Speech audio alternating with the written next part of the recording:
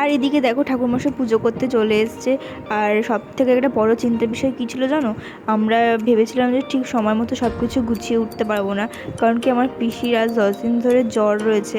তাই পিসি কোনো কাজে এগোতে পারেনি, তাই বেশি চাপ ছিল আমার আর আমার দিদির ওপরে। তাই জন্য আমরা দুজন মিলে সমস্তটা একা হাতে গুছিয়েছি।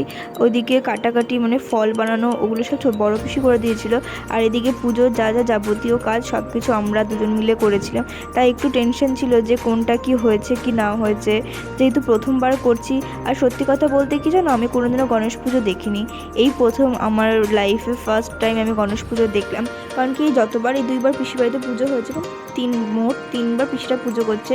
দুইবারই আমরা লেট করে পুজোর পরে এসেছিলাম, তাই আমি কোনোদিনও গণেশ পুজো দেখতে পারিনি। আর এবার আগের দিন চলে এসেছিলাম, তাই জন্য পুজোর অঞ্জলিটাও দিতে পেরেছি আর সমস্তটা হাতে হাতে কাজ করতে পেরেছি। এদিকে আমাদের অঞ্জলি হচ্ছে।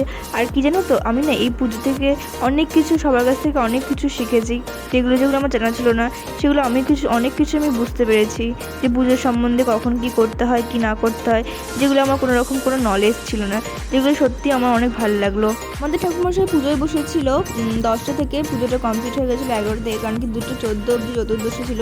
তাই আমরা তাড়াতাড়ি ভেবেছিলাম যে সকালে সকালে আমাদের পুজোটা করে নেবো।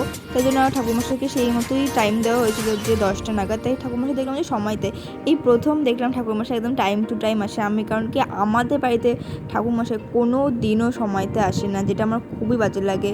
আর হচ্ছে কি এখানে দেখলাম যে তাড়াতাড়ি সময় মতো একদম চলে এসেছে, দিয়ে সমস্ত পুজো কমপ্লিট করে দিল। আর যেহেতু চতুর্দশী ছাড়ে না, তাই জন্য বললো যে ঘট এখনই নাড়াবে না, তাই উনি পরে এসে ঘট নাড়িয়ে দিয়ে যাবে। তো দেখো, একটা হচ্ছে আমার বড় পিসি আর আমার মা দুজনে মিলে প্রসাদ খেতে বসে গেছে। আর ওদিকে যেহেতু আমরা লেট করেছিলাম আসতে, তাই জন্য মারা দেখছি বসে গেছে আগেই খেতে। তো মা একাই খাচ্ছে, তো আমার চাল মাখাটা দেখে না খুব খেতে ইচ্ছা করছে, তাই মাকে বলছি মা আমাকে একটু খাইয়ে দাও, কারণ কি প্রসাদের মধ্যে আমার এই চাল মাখাটা খেতে খুব ভালো লাগে। তারপর আমাদের দুজনেরটা একই থালায় বেড়ে নিয়ে চলে গেলাম পুরো ডাইরেক্ট ঘরে, কারণ কি আমার দিদি ঘর গুছাচ্ছিলো, কারণ কি ওর ফ্রেন্ডসরা আসবে, তাই ঘরের অবস্থা খুবই বাজে ছিল। তাই ওদিকে হচ্ছে গিয়ে ঘর গোছাচ্ছিল, তাই মানে যে তাহলে তুই ঘর গোছা আর আমি একই থালার মধ্যে নিয়ে নিই, তাহলে আমরা দুজনে একসঙ্গে শেয়ার করে খেয়ে নেবো। কী জানো তো, আমার দিদি আমার বন্ডিংটা এত মানে কি বলবো, ওর সঙ্গে আমার আলাদাই বন্ডিং। কারণ কি দুজনের সব কথাই আমরা শেয়ার করি, মানে এমন কোনো কথা নেই যে দুজনেরটা জানি না, মানে ছোটোবেলা থেকে আমাদের একটা আলাদাই বন্ডিং। তো ওদিকে হচ্ছে গিয়ে আমরা এই বাড়িতে আসলে বা আমাদের বাড়িতে যখন যেখানেই যাই না কেন, আমরা প্রায়ই হচ্ছে গিয়ে একই থালার মধ্যে ভাত খাই। তারপর দুজনে মিলে গল্প করতে করতে খাচ্ছি, কারণ কি ওর সঙ্গে আমার প্রায় অনেক দিন পর দেখা হচ্ছে, যেহেতু তাই অনেক কথা পেটের মধ্যে জমে রয়েছে। তাই ওদিকেও ঘর গুছাচ্ছে আর গল্প করছে, এদিকেও একাই বক বক করে যাচ্ছে। তারপরে ওর রাগের চোটাও মুখ বন্ধই করে দেবে যে তোর সঙ্গে আর কথাই বলবো না, যা। তারপর এদিকে আমি খাচ্ছি আর মনে মনে কী ভাবছি আমি নিজেও জানি না তখন কী ভাবছিলাম। তো যাই হোক, ও হ্যাঁ মনে পড়েছে কী ভাবছিলাম, বাইরে এত রোদ দেখে আমি ভাবছিলাম যে এত রোদ, আমি ঘরের মধ্যে বসে আছি আর যারা বাইরে কাজ করছে তাদের কত কষ্ট বলো, এইসব দেখে দেখে ভাবছি। আর ওদিকেও আসছে টুকটুক করে খাচ্ছে আর চলে যাচ্ছে আর গল্প করছি দুজনে মিলে। ও একটা ওর বাজে এক্সপিরিয়েন্স আমার সঙ্গে শেয়ার করছে যে ওর কাছে কি কাস্টমাইজ ব্যাগ অর্ডার করেছিল, তোমরা এর আগে ভ্লগে দেখেছো হয়তো, আমি বলেছিলাম। তো সে ওর কাছ থেকে নেয়নি, মানে ওর ব্যাগটা পুরো কমপ্লিট হয়ে গেছে, তারপরে বলছে যে নেবে না। তো এখানটায় ওর অনেকটা লস হয়ে গেল, কারণ ওরকম ব্যাগ তো আর কেউ নেবে না। নাইটি পরে পুজো দিয়েছি, পুজো শেষের পরে এত সুন্দর ভালো একটা জামা পরেছি, মানে ব্যাপারটা খুব ভালো লাগছে যেটা দেখে। আমার ভাগ্নি চলে এসছে পড়াশোনা করে, এখন আসলে পুজোর পরে যেহেতু পড়া ছিল তাই জন্য দেরিতে এসছে। বল কেমন আছিস? ভালো, তুমি? অনেক ভালো। কেমন গরম বল আজকে? অনেক। উপরে গেছিলাম একটু রিলস বানাতে, তারপরে পুরে নিচে আসলাম। তো আমরা প্রসাদ খেয়ে যেহেতু পেট ভরেই ফেলেছি, তাই আমাদের ভাত খেতে কারোরই ইচ্ছা করছিল না, কারণ অনেকবার করে রেখেছে যে আয় তোরা ভাত খেয়ে যা, তাও আমরা কেউ যাইনি। তারপরে মা নিজেই ভাত মাখিয়ে নিয়ে চলে এসেছে আমাদেরকে খাওয়াতে। তারপরে মা একে একে তিনজনকে বসিয়ে চুপচাপ করে একদম সব কিছু দিয়ে খাইয়ে দিয়েছিলো। তো আলু সিদ্ধ ছিল, ডাল আর ঝিঙে পোস্ত।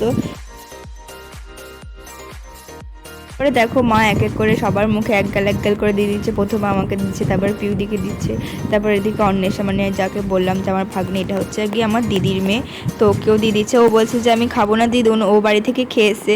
আর ওকে যেই পেঁপে দিয়ে ডাল দিয়েছে, যেহেতু পেঁপের ডাল হয়েছিল, তো ও মুখে যেই দিয়েছে বলছে আমি তো দিদুন পেঁপে খাই না, দিয়ে তখন আর কী করবে, দিয়ে ওটা শুধুই খেয়ে নিয়েছে। তারপরে সবাই মিলে একদম গল্প করতে করতে, আর এদিকে দেখো আমার দিদি খেতে খেতে নাচ করছে, মানে ওর হচ্ছে নাচ করাটা মাস্ট, যেখানে যাবে সেখানেই নাচ করতে করতে শুরু করে দেবে। আর এদিকে দেখো আমার দিদির ফ্রেন্ডসরা চলে এসছে, এটা হচ্ছে কি আকাশ দা, ওটা অরিজিৎ দা, আর এদিকে মোমদি, সবাই মিলে বসে বসে সবাই লুডো খেলছিল। ওরা, আমি খেলছিলাম না, আমি শুয়েছিলাম, কারণ কি পাশের ঘরে আমার খুব শরীরটা খারাপ লাগছিলো, তাই আমি গিয়ে ওই ঘরে শুয়ে পড়েছিলাম। তারপরে ওরা আসার পর আমাকে ডেকে নিয়ে আসলো আমার দিদি, দিয়ে ওদের সঙ্গে দেখা করলাম, দিয়ে ওখানে একটু বসে বসে গল্প করছিলাম।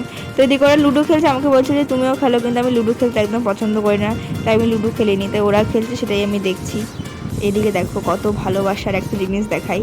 এদিকে আকাশ দা খাবে না, দেখো বলছে যে ও খাবে না, কিন্তু ও জোর জবরদস্তি খাইয়েই ছাড়বে। তো আলটিমেটলি সেটাই করলো, যে খাইয়েই ছাড়লো, কারণ কি আকাশ দা শুনেছি যে নিরামিষ অতটা পছন্দ করে না। তো আমরা খেয়ে দিয়েই বেরিয়ে পড়েছি দেখো ঘুরতে। তোমার এক্সপিরিয়েন্স বলো আকাশ দা। আমার এক্সপেরিয়েন্স যে রাস্তাটা এত পরিমাণে খারাপ সেটা আর কি বলবো, ওই রাস্তা যেন কেউ না আসে। শুধুমাত্র সৈকত থেকে দেখা করতে এসেছি, কিন্তু তার কোনো লাপাত্তা, সে পুরোপুরি লাপাত্তা, তাকে খুঁজে পাওয়া যাচ্ছে না। 1,500 কিলোমিটার পথ অতিক্রম করে যে আমাদের সরকারি রাস্তা ডলে দিয়ে চলে কিছু বল বল কি আমি ধুলো খেতে খেতে এসেছি। হ্যাঁ আমি দত্তকুলিয়ার পুলিশ প্রশাসনের কাছে একটাই প্রার্থনা করবো যে প্লিজ রাস্তাটা তাড়াতাড়ি ঠিক করুন, আর আবহাওয়া মুক্ত কিছু বলবে। আমি সামনে একটাই কথা বলবো, আমি যাওয়ার সময় আমার স্কুটি আমি ফেরত পেতে চাই। না না, এটা তো সম্ভব নয় এখন। এটা সম্ভব করতে হবে, কিছু করার নেই।